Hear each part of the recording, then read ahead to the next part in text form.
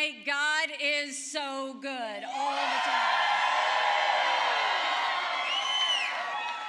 Thank you, New Hampshire, for the love, the kindness, the support, and a great night here tonight. Thank you so much.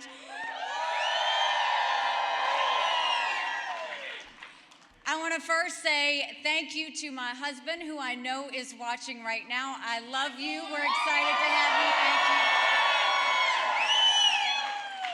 I want to thank my kids who are here, Rena and Naylan and Josh, who have really kind of stepped up and just given me the support I need. You know, you really pull on your family when something like this happens, and I am incredibly blessed by their support. I have my parents at home, and I will always say that the way they raised me, to know that we lived in the best country in the world, but to also know that the best way you appreciate your blessings is to give back. Thank you, Mom and Dad. I love you so much.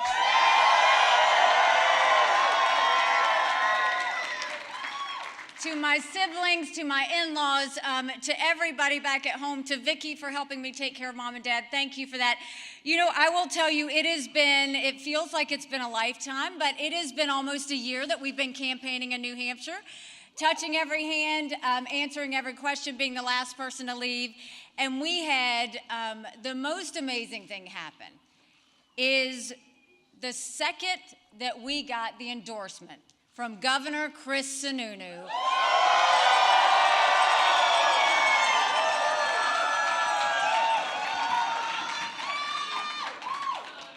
I mean, a true governor that doesn't stand behind a podium. He shows up at a diner. He shows up at the brewery. He loves the people of New Hampshire. He has been with me every single day at every single event. Chris, I couldn't have done it without you.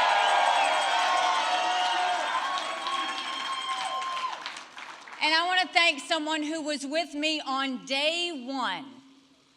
He's a patriot. He's a hardcore conservative.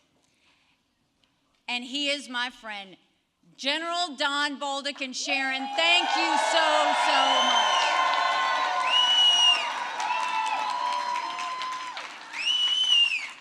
I want to congratulate Donald Trump on his victory tonight. He earned it, and I want to acknowledge that.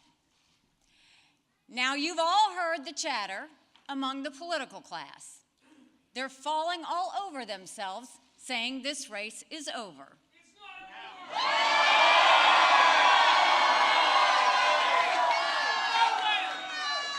over. Well, I have news for all of them. New Hampshire is first in the nation. It is not the last in the nation.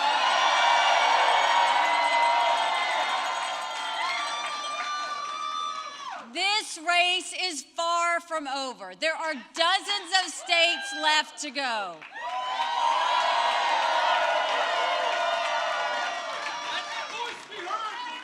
And the next one is my sweet state of South Carolina.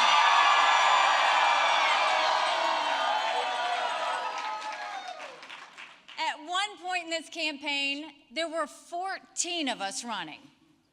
And we were at 2% in the polls. Well, I'm a fighter. And I'm scrappy. And now we're the last one standing next to Donald Trump.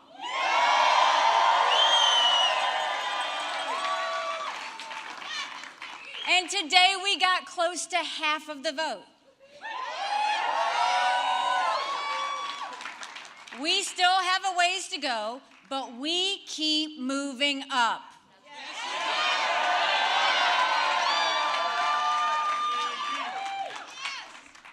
For a lot of people, politics is way too personal. It's not personal for me. I voted for Trump twice. I was proud to serve America in his cabinet. I agree with many of his policies. I decided to run because I'm worried about the future of our country and because it's time to put the negativity and chaos behind us.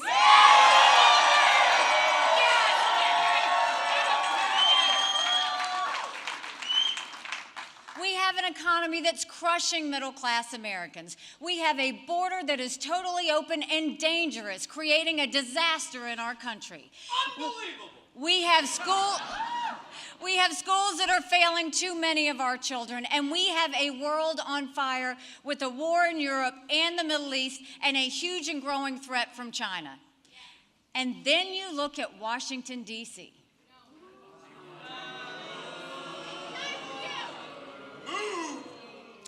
We have a Congress that fights about everything and accomplishes nothing. And we have Joe Biden in the White House making one bad decision after another, when he's making any decisions at all. Our country's in a real mess.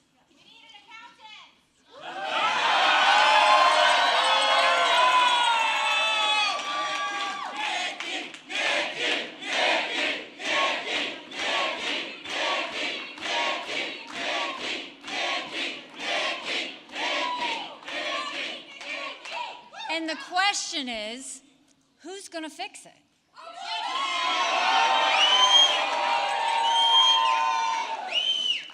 With Donald Trump, Republicans have lost almost every competitive election. We lost the Senate. We lost the House.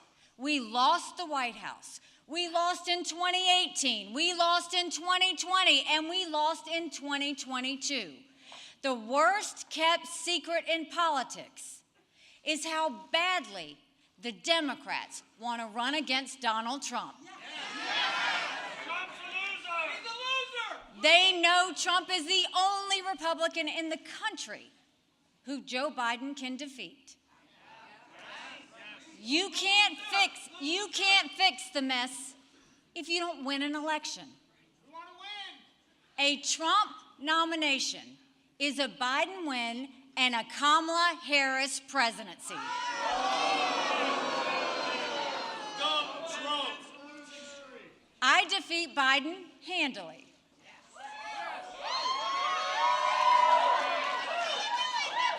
We want you, Nikki. With Donald Trump, you have one bout of chaos after another. This court case, that controversy, this tweet, that senior moment. You can't fix Joe Biden's chaos with Republican chaos.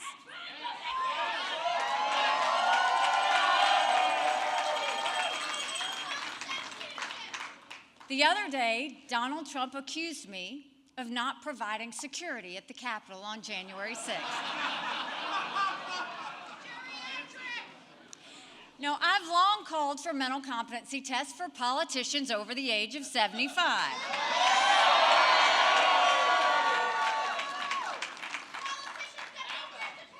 Trump claims he'd do better than me in one of those tests. Maybe he would, maybe he wouldn't. But if he thinks that, then he should have no problem standing on a debate stage with me.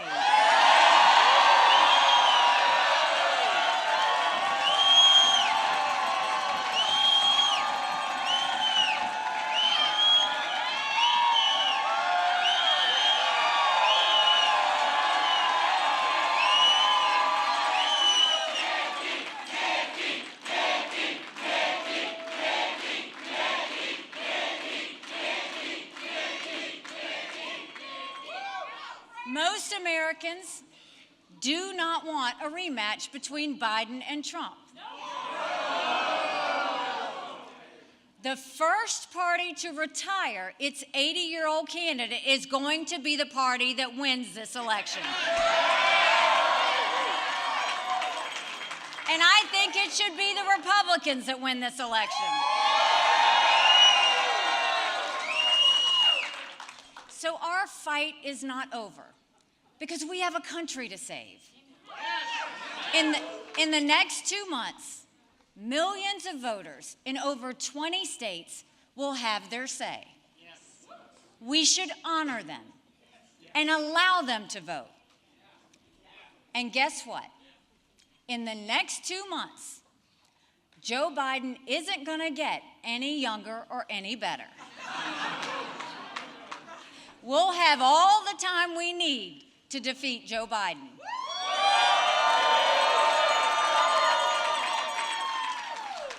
When we get to South Carolina, Donald Trump's going to have a harder time falsely attacking me. The great people of South Carolina know I cut their taxes. They know I signed the toughest illegal immigration bill in the country. They know we passed voter ID and tort reform and ethics reform, and they know we moved 35,000 people from welfare to work.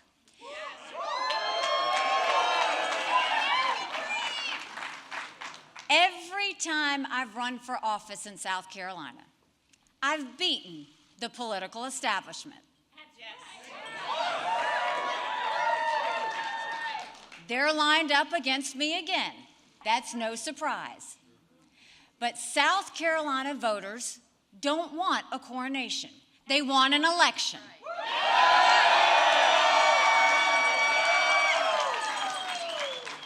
And we're going to give them one.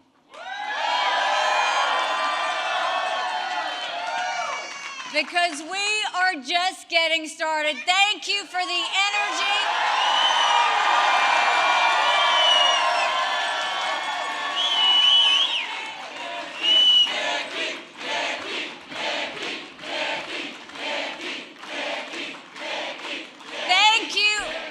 Thank you for the love, New Hampshire. We're going home to South Carolina.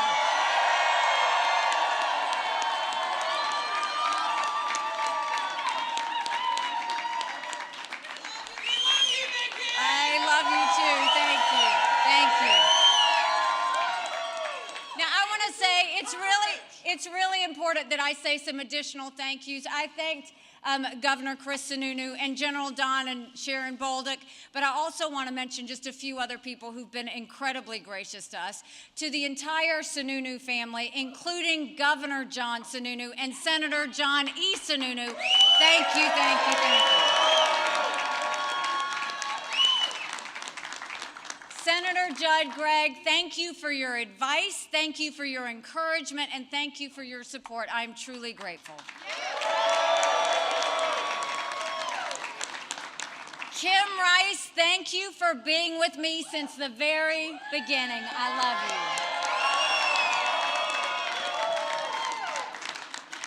And to Janine Cooper, Mary Mayville, Melinda Tarango, and our amazing women for Nikki, thank you.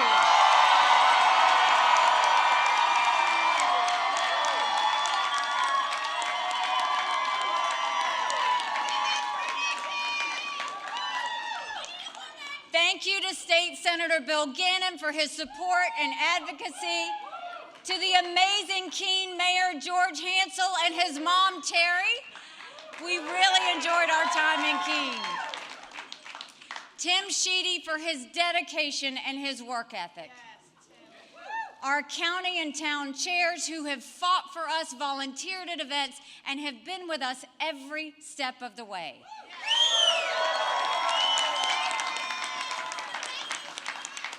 I said this to you before. I will say it again. I am going to spend every single day proving to you that you made the right decision. God bless you. Thank you very much. Thank you.